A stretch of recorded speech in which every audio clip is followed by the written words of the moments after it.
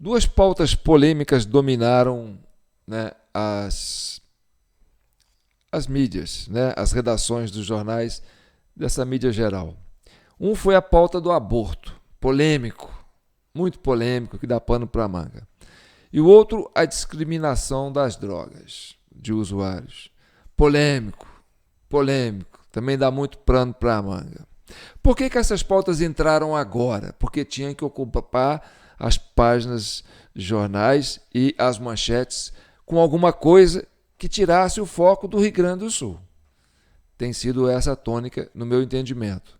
Mas nós aqui da Comissão Cidadã de Inquérito temos a convicção de que nós temos que focar naquilo que aconteceu no Rio Grande do Sul. O que foi aquilo que aconteceu no Rio Grande do Sul? Então é sobre isso que nós estamos fazendo esse vídeo de hoje, que é o vídeo 286, né, da nossa comissão. Eu sou João Paulo Guimarães, falando direto de São João do Rei, capital brasileira da liberdade. Aqui é Minas Gerais, e Minas é um estado de espírito. Eu já estou sendo chamado de o Mineirinho de São João del Rei, carinhosamente pelos membros da CCI. Mas nós vamos falar de coisa séria. Inclusive, o meu WhatsApp foi inundado por um áudio um áudio feminino, né, que vem do Rio Grande do Sul. O Rio Grande do Sul está clamando por atenção. O Brasil tem que olhar para o Rio Grande do Sul. Mas a mídia faz tudo para você não olhar para o Rio Grande do Sul, para olhar para a pauta do aborto, para olhar para a discriminação do uso de droga, mas não olhar para o que acontece no Rio Grande do Sul. Até porque o governo morre de medo dessa CPI que está para vir aí, que é a CPI do arroz, do escândalo do arroz, né? E até vou soltar um pedacinho de um vídeo aqui, que não é o tema desse vídeo, é sobre aquilo que aconteceu no Rio Grande do Sul, mas a CPI do arroz pode ser o estopim que pode chegar naquilo que está no Rio Grande do Sul. Olha só a forma que eu peguei desse rapaz falando, irônica, mas interessante. Vamos lá. Galera, e aconteceu como eu previ e foi rápido até demais. Se liga nisso aqui. Empresário que venceu o leilão de arroz do governo Lula já confessou propina. Lógico, o cara tem uma empresa com capital de 80 mil reais, venceu um contrato de quase 1 bilhão de reais. Tinha que dar um calção agora, na próxima semana, de 38 milhões para a Conab. O cara vai tirar de onde? Pelo amor de Deus, só burro, jumento para acreditar nisso aqui. Onde? Então, esse rapaz aqui, ele continua falando, né? Vou adiantar aqui um pouquinho. E ele mostra aqui, ó, Folha de São Paulo, leilão de arroz do governo foi vencido por loja de queijos e empresário já confessou propina. Então, meu amigo, a casa tá para cair a qualquer momento para esse governo aí. E isso aí já era coisa articulada antes das enchentes. Isso aí que é triste, entendeu? Por quê? Porque, então o Lula foi falar aqui, já que choveu no Rio Grande do Sul, vamos ter que importar arroz. Então foi preciso chover no Rio Grande do Sul para importar arroz. Aí então a chuva, foi preciso fazer chover no Rio Grande do Sul para garantir essa importação de arroz, essa propina aí para esse rapaz que não tem condições de comprar arroz. Então, é um balaio de gato, tá certo? Mas nós vamos falar do Rio Grande do Sul. E aí, a questão do vizinho. Cadê o seu vizinho? Cadê o vizinho do lado? Cadê o vizinho do outro lado? Cadê aquele vizinho da esquina? Aquele vizinho que todo dia encontra com você ali no boteco? Cadê o seu vizinho? Então é muito importante você achar o seu vizinho.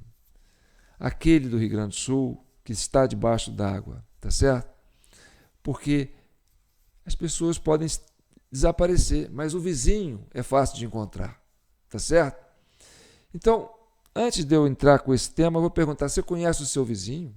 O seu vizinho do lado, sabe o nome dele, já conversou muito com ele, amigo dele, o seu vizinho do lado de cá, o seu vizinho da frente, o seu vizinho de trás, o seu vizinho de cima, o seu vizinho de baixo. Você já falou com o seu vizinho? Você conhece os seus vizinhos? Vizinho é importante, viu, gente? Vizinho é o parente biônico. aquele que na hora que você mais precisa está ali do seu lado para te ajudar. Então, não despreze o vizinho, tá certo? Tem aqueles vizinhos que é mala, que é chato, mas isso aí a gente tem até na família da gente, né? Dentro de casa você vai ter um aí que é mala, não tem? Então tá bom. Então, vizinho é importante. E cadê o vizinho? Aquele que teve a casa inundada? É importante pesquisar onde estão os vizinhos. Porque o que aconteceu no Rio Grande do Sul, gente, não é nada disso que vocês estão pensando. O negócio lá é mais grave do que parece. Eu fiz aqui um paralelo para você entender. Porque a CCI, que é uma Comissão Cidadã de Inquérito, nós temos membros no Brasil inteiro, e principalmente no Rio Grande do Sul. Tá certo? E a gente vem falando, né, dessas represas, além das semeaduras de nuvens, e aí já tem pessoas trabalhando, investigando e tal. E aí eu vou ler aqui, ó, que nós temos aqui, ó, vamos insistir com os deputados para fazer a CPI das hidrelétricas do Rio Grande do Sul, do muro de contenção de Porto Alegre, junto com a investigação das empresas aéreas e seus pilotos que fazem semeadura de nuvens. Queremos explicações. Foram atingidas a incrível marca de 400 municípios, com elevado número de habitantes, que até agora não sabemos ainda da dimensão da catástrofe de vidas perdidas. Eu estou lendo aqui do meu WhatsApp, viu, gente? Porque meu WhatsApp está recebendo muita coisa, então é ali que eu converso com os membros. Aí, num bate-papo aqui, está assim, ó, a altura da barragem de Brumadinho, tá? Presta atenção, era de 86 metros e o comprimento da crista era de 720 metros. Os rejeitos dispostos ocupavam uma área de 249,5 mil metros quadrados e o volume disposto era de 11,7 milhões de metros cúbicos. Agora sobre a barragem 14 de julho, essa que colapsou. Segundo a Companhia Energética Rio das Antas, Ceram, que é responsável pela operação, a usina 14 de julho tem vazão máxima diária de 7.207 metros cúbicos por segundo, tá certo? E o seu nível máximo normal de seu reservatório é de 104 metros. A hidrelétrica 14 de julho possui 100 MHz de potência instalada. Segundo informações do site da companhia, a usina tem uma estrutura com mais de 30 metros de altura e uma potência instalada de 100 MHz. Qual o tamanho da barragem 14 de julho do Rio Grande do Sul? Tem uma altura máxima de 33,5 metros e uma área alagada de 6 quilômetros cúbicos. Não, 6 quilômetros quadrados. Uma área alagada de 6 quilômetros quadrados. É a área, né, gente? É operada pela CIA Energética Rio das Antas, Ceram. Em 2 de maio de 2004, devido às fortes chuvas que afetaram a região da barragem, a usina hidrelétrica 14 de julho colapsou. Quem é o dono da usina 14 de julho? A Companhia Estadual de Geração de Energia Elétrica, a CEE-G, possui 30%. E a Starcraft Energias Renováveis detém os demais 5%, segundo informações disponibilizadas no site da empresa. Uma boa parte também deve estar com o governo, né? Agora vamos lá. Só uma primeira comparação em números. Sobradinho tinha 11,7 milhões de metros cúbicos. A 14 de julho tinha 192 milhões de metros cúbicos. 18 vezes mais que Brumadinho. sem contar que o nível máximo da crista é de 100 metros. Isto só a 14 de julho, não contando as outras duas que vêm antes dela. Nesta rasa visão comparada a Brumadinho, podemos imaginar o poder de destruição. Então, para que você imagine o poder de destruição que aconteceu, e essas barragens e esses rios, tem que ser estudado, tem que ser investigado, e a CCI cobra isso.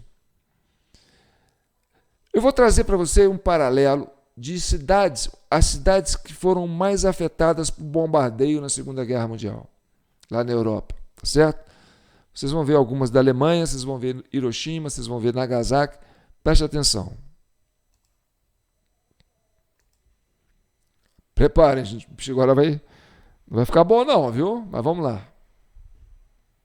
De produção das fábricas, que rapidamente repuseram os trabalhadores mortos por outros. Outras cidades alemãs sofreram ataques desse nível, como Pforzheim, com 18 mil mortes civis, e a cidade de Hamburgo, que tinha alvos militares, de fato, mas eles se misturavam às construções residenciais, resultando em torno de 50 mil mortes civis. Dresden passou por um processo de reconstrução bem demorado, e muitos locais não voltaram a ser iguais, ação desnecessária de civis em um combate, onde o total de mortos ficou em torno de 250 mil pessoas, entre civis e militares. As bombas foram lançadas quase 2 semanas depois das forças aliadas emitirem uma declaração exigindo a rendição do Japão. Caso contrário, eles sofreriam uma destruição rápida e total. O Japão se negou e por isso os norte-americanos lançaram as 2 bombas atingidas, simplesmente viraram um deserto de ruínas com quilômetros de extensão. Os efeitos secundários das explosões, como envenenamentos e queimaduras radioativas, duraram por meses e dezenas de milhares de pessoas morreram por conta disso. Atualmente, as 2 cidades atingidas possuem monumentos para lembrar desse momento na história da humanidade.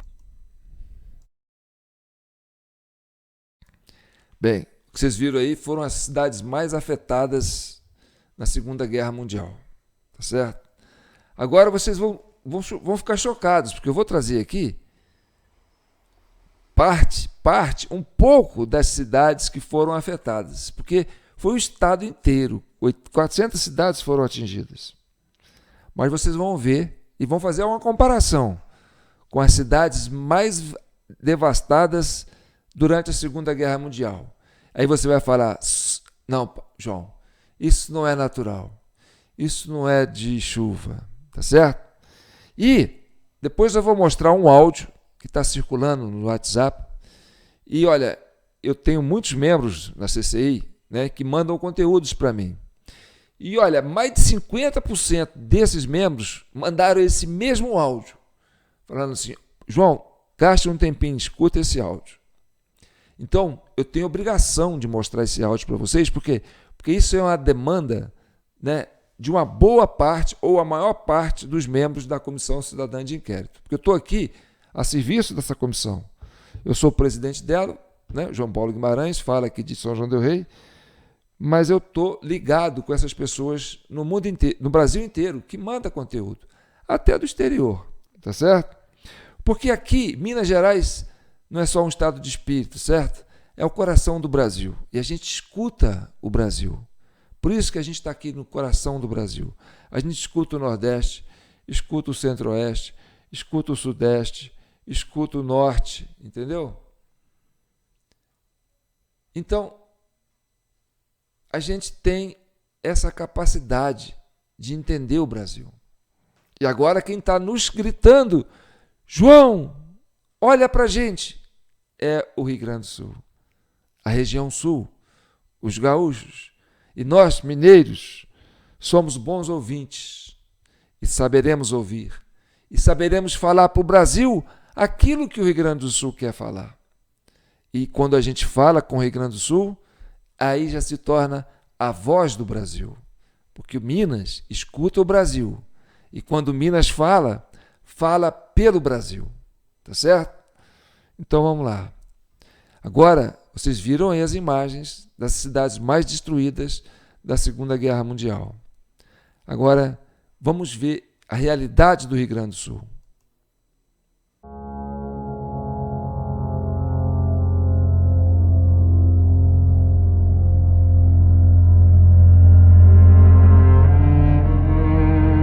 outro lado, esburaqueada e comida assim, ó. Isso foi tudo a enchente que fez. Aqui tinha várias casas, supermercado, o primeiro e segundo maior supermercado e açougue era lá perto daquela figueira. Tinha um outro mercadinho. Sim, um mercadão grande. E aqui, ó, vocês estão vendo, ó. A grossura dessa parede aí, ó. Ó, a grossura da parede também. Aqui tinha vários casarões também desse lado, sumiu tudo. No meio aqui, olha ali uma moto parada, ó. A placa da moto, ó. Estão vendo? Placa da moto, a moto tá parada assim, ó, tem uma chapa em cima. Olha aqui o carro. Tinha uma sucatinha. Gente, olha isso aqui, gente. Olha aqui. Isso aqui não tem mais ninguém aqui morando. Aqui que é um dos lugares onde mais gente desapareceu.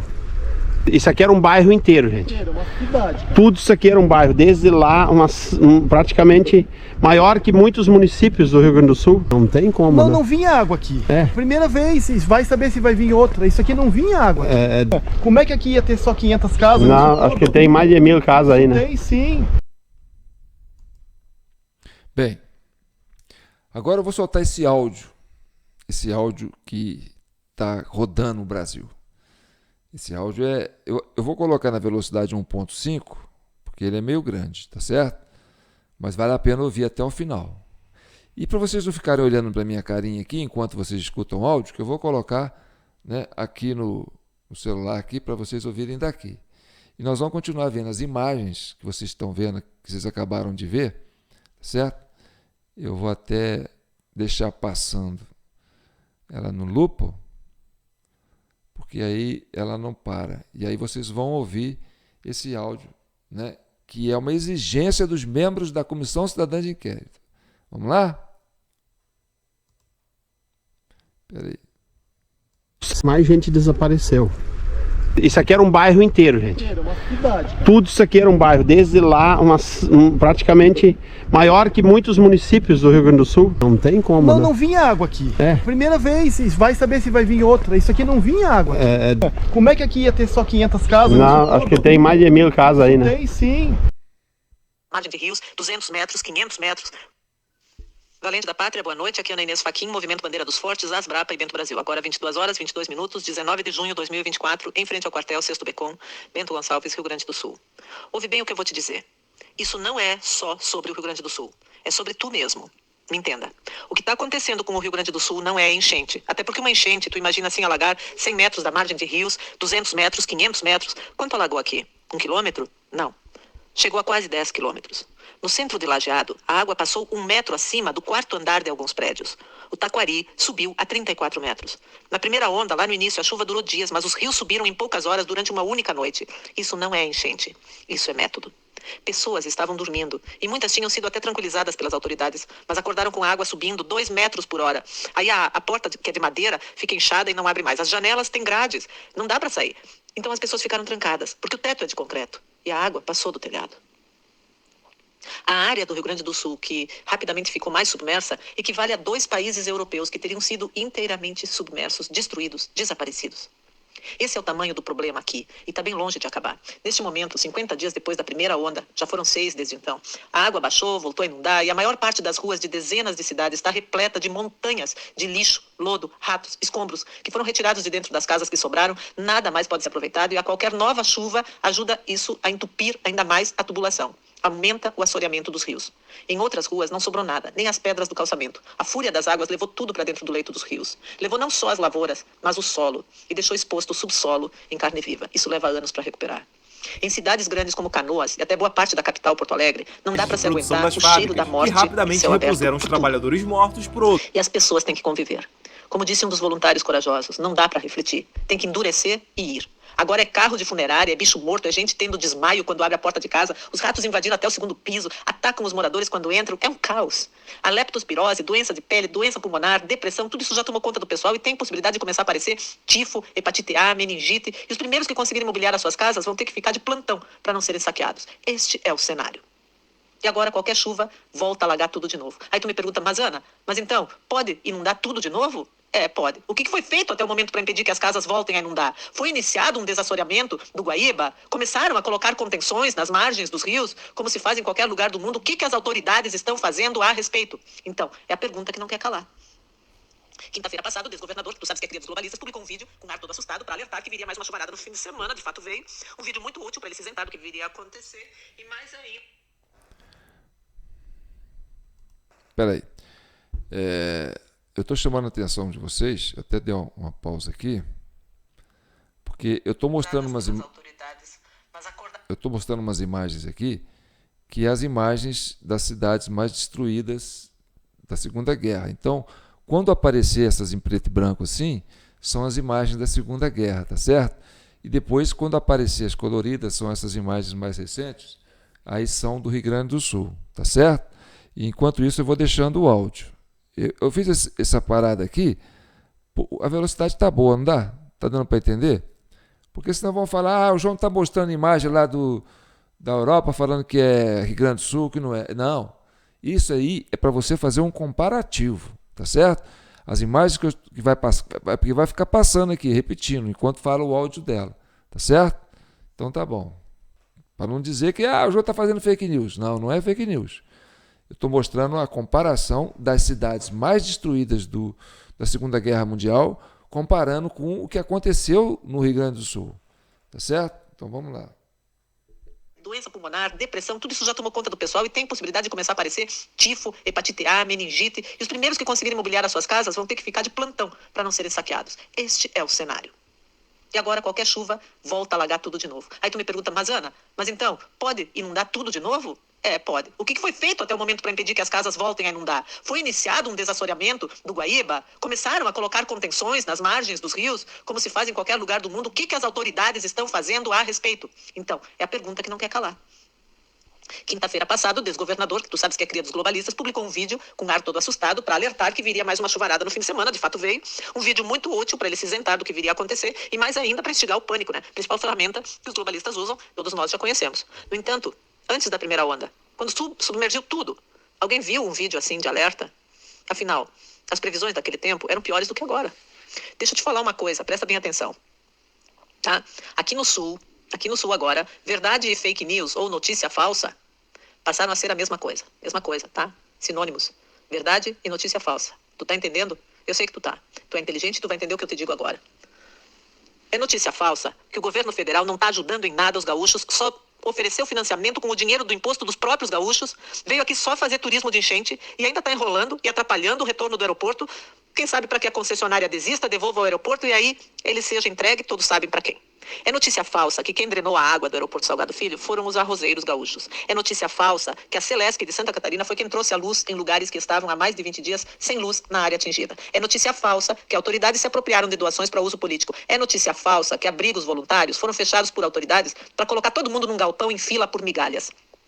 É notícia falsa que milhares de voluntários resgataram milhares de vidas e impediram que houvesse infinitamente muito mais mortes por afogamento, por fome, por sede, por latrocínio nas casas atingidas pelas águas. É notícia falsa que os voluntários estão sendo tratados por pretensas autoridades como se fossem bandidos, criminosos, contrabandistas, por quererem simplesmente entregar donativos e falar a verdade. É notícia falsa que autoridades não têm qualquer interesse em desassorear os rios agora ou de fazer contenções eficazes. Os dados oficiais dizem que 183 óbitos foram confirmados em todo o estado, mas alertam que está sendo apurado se essas mortes estão todas relacionadas aos eventos meteorológicos. Então, 173 óbitos não significa que morreram 173 pessoas nesse massacre. Olha o sofisma. Significa que a Defesa Civil encontrou 173 corpos. Os mortos que a Defesa Civil ainda não encontrou e poderá jamais encontrar, né? Obviamente não poderiam estar nesta conta. O Corpo de Bombeiros do Rio Grande do Sul não tem equipamento para detecção de calor para encontrar corpos soterrados. Um pedaço de uma perna humana foi encontrado em Roca Salles. A fúria das águas aqui foi tamanha, a ponto de destroçar árvores centenárias, tratores, prédios. Seria uma ingenuidade pensar que corpos humanos não tenham sido despedaçados, esmigalhados e jamais haverão de ser encontrados. Sequer serão estatística oficial. Centenas de milhares de casas submersas. Para onde foram essas pessoas? Nos abrigos, nem 10%. Para onde foram? Para casas de amigos, de outras cidades, de outros estados, tantos assim? E saíram como? A nado? Porque até aqui, que é alto, onde eu estou, estávamos isolados, não tinha sequer estradas, não tinha como sair da cidade. Alguém viu essa gigantesca quantidade de pessoas se deslocando para algum lugar? Mas tem um fato curioso. Olha só, é muito curioso. O site, o portal da Transparência Nacional, divulga mês a mês, ano a ano, os nascimentos, casamentos e os óbitos, cidade a cidade de todo o país. Bom, eu fui pesquisar. E olha o que eu achei sobre algumas cidades gaúchas no mês de maio dos últimos 7 anos. Ou seja, desde antes da pandemia. Acredite. Em 3 das cidades gaúchas mais atingidas por essa catástrofe de maio, São Leopoldo, Eldorado do Sul e Porto Alegre, o número de óbitos registrados no Portal da Transparência de maio de 2024 é o menor dos últimos 7 anos. Em Porto Alegre chega a ser 40% menor, ou seja, quase a metade de 2023, e 30% menor do que maio de 2018 e maio de 2019. Exatamente isso que tu ouviste. Em Eldorado do Sul, segundo o site da Transparência, o portal, morreu só uma pessoa em maio deste ano.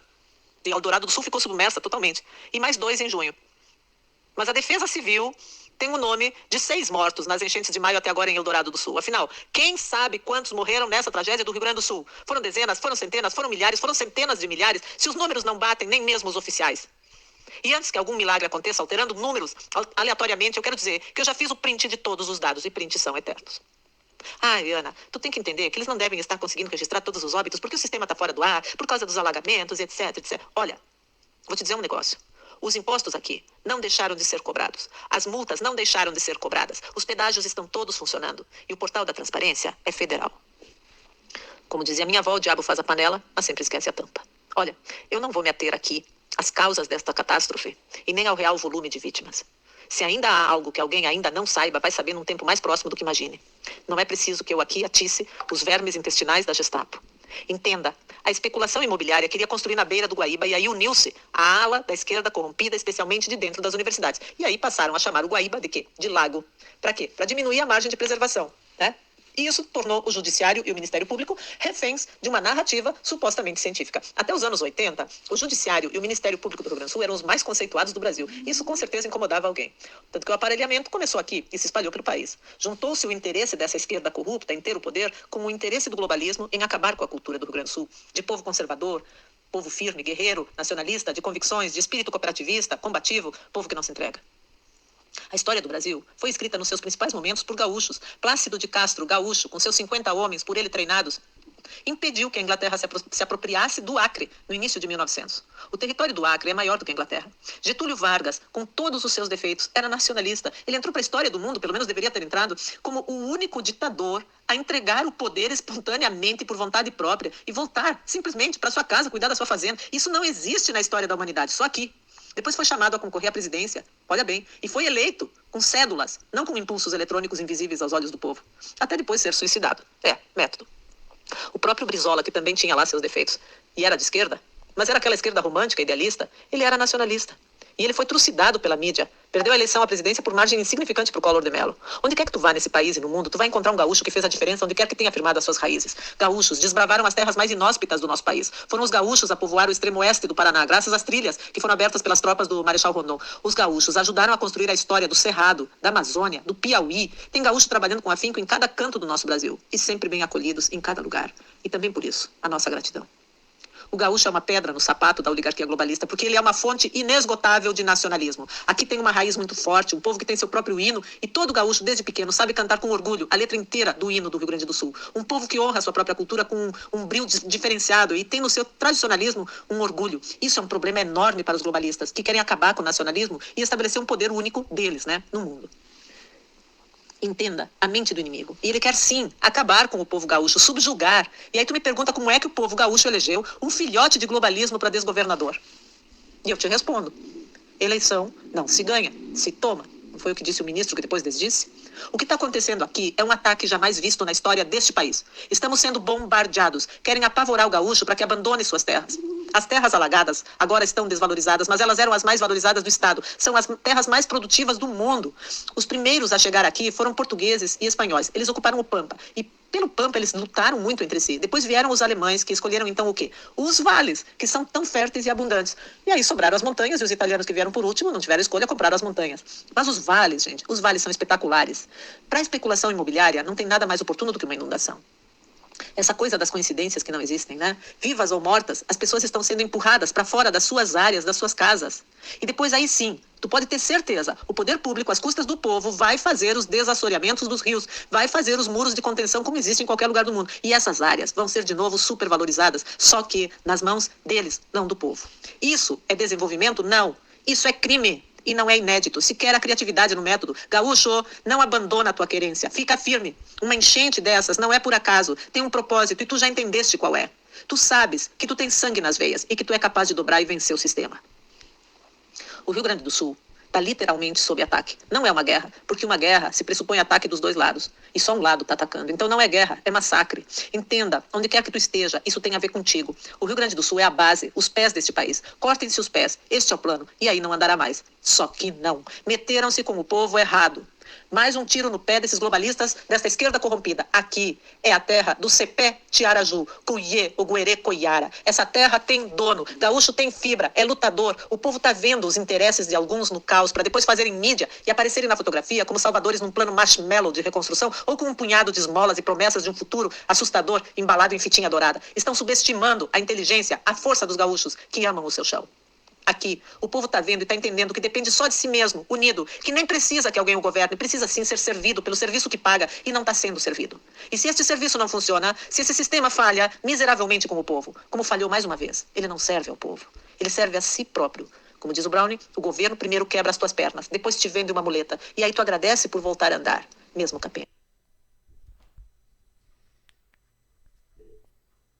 Por voltar a andar, mesmo capenga. Onde quer que tu esteja, entenda que o povo tem poder quando está organizado. Organiza a tua entidade civil conservadora para ontem. A catástrofe que nós estamos vivendo não é a primeira e nem vai ser a última, mas é a última que nos pega de calças curtas. E agora eu falo contigo, voluntário. Contigo, que tem um valoroso grupo de voluntários que está salvando o Rio Grande do Sul. Vamos juntos subir mais um degrau e vamos formar uma organização do povo preparada para o enfrentamento das enchentes ou do que quer que seja da próxima vez. Uma rede de grupos voluntários de resgate e salvamento preparada e equipada. Se tu tens um grupo voluntário trabalhando, entra em contato pelo e-mail bentobrasil3@gmail.com. É bentobrasil3, número 3, @gmail.com. Usa a minha ponte. Vamos nos fortalecer. Um voluntário como tu não é um criminoso, como o sistema tenta desmerecer, tá? Um voluntário é uma pessoa de sentimentos nobres, um ser singular, uma fortaleza. Quem manda teu e-mail? Valente, veja bem, é importante. Não confia nas armadilhas plantadas para te confundir. Há uma clara tentativa de desconstrução da imagem do nosso exército por conta de meia dúzia de generais de moral duvidosa e de quem conhece bem táticas de guerrilha. Tentaram usar a situação que estamos vivendo aqui no Sul para alimentar essa desconstrução do exército. Só que não deu certo, tá ok? Policial, soldado, eu sei que tu me ouve. Nós sabemos o que está acontecendo. As famílias de soldados também ficaram embaixo d'água e foram atingidas, como todos nós. Nós vimos soldados chegando no salvamento e recebendo ordem para ir embora. Nós vimos muitos que foram para casa, tiraram a farda e voltaram como civis para ajudar. Nós, civis e militares, subimos juntos no mesmo barco para salvar vidas nessa enchente. Sabemos que por décadas o inimigo vem tentando nos dividir. O povo armado e o povo desarmado, isso tem que ficar junto. Isso não funciona mais a tentativa de divisão, não aqui no Sul, porque nós nos juntamos, todos, salvando vidas. Esse foi o tiro no próprio pé do sistema. O teatro acabou. Nós somos todos, um só povo, armado e desarmado, como nunca deveríamos ter deixado de ser. E estamos cada vez mais juntos aqui, salvando as pessoas. Nada mais vai nos separar. Nem que se compre a desonra de uns poucos generais, cujos nomes a história vai apagar. A história não fala do covarde. E o povo já está com o povo. E tu, valente da pátria, onde quer que tu esteja, te organiza. Cria a tua entidade, cria o teu grupo de enfrentamento a isso que os globalistas chamam de catástrofes naturais, Fametiaro. Porque elas vêm, tá? Nós aqui no Sul estamos empenhados em nos fortalecer, nos organizando cada dia mais. Então não perde tempo, porque o inimigo não quer só o Rio Grande do Sul, capite? Se tu precisa de ajuda para te organizar, me manda um e-mail. Eu às vezes demoro para responder, mas eu sempre respondo. Entenda o momento. A paz social se sustenta sobre 3 pilares, como bem explica o professor Padilla. Um deles é o sistema jurídico, que estimula a conduta correta e pune a incorreta. Quando a justiça se torna relativa, sobressai-se a instabilidade jurídica. Então esse pilar perde a sustentação, provocando a ruptura da paz social. O Brasil inteiro, e até pessoas de outros países, estão unidos para salvar o nosso Rio Grande do Sul tão duramente atacado. A nossa imensa gratidão, mas bem mais que isso, nós, gaúchos e gaúchas, de todas as querências, que por tantas vezes escrevemos a história em momentos decisivos do nosso país, muito mais do que gratidão, nós vamos ter a satisfação e o dever de retribuir, na hora certa, de quitarmos esta dívida de honra e todos juntos salvarmos o nosso Brasil do que quer que o ameace. Essa é uma dívida de honra de um povo gaúcho aguerrido, agora mais unido do que nunca. Um povo que aprendeu de forma difícil, que é o povo pelo povo, nada mais. Tudo nos une, nada nos separa. É muito fácil manter um castelo que nunca foi abalado, um castelo que sobrevive a ataques e se reconstrói. É assim que se torna uma fortaleza. Este é o povo gaúcho, que não se rende nunca, que não é bobo, que está vendo, que sabe governar a si mesmo e vai ressurgir mais forte do que nunca, acima dos desgovernos. Não é um povo que quer se separar do resto do país, isto é balela. Pelo contrário, é um povo que defende a democracia, que quer de volta o seu Estado democrático de direito e quer retomar, e esse é o verbo, retomar, com os seus irmãos dos 4 cantos deste país, a nação que nos foi tomada. Sustentar o fogo, que a vitória é nossa. Hoje somos todos gaúchos e nós escolhemos encarnar neste lugar para vencer essa luta espiritual contra o mal. E vamos marcar a história do mundo, de uma vez para sempre, com o mais consagrado verso do hino do Rio Grande do Sul. Sirvam nossas façanhas de modelo a toda a terra, porque Deus é conosco. Amém. Esse aí é o áudio que eu fiquei devendo para vocês, que é um áudio que chegou para mim de vários lugares, de várias pessoas da Comissão Cidadã de Inquérito, e falou, não, eu não posso deixar de passar, não vou deixar batido passar esse áudio, né?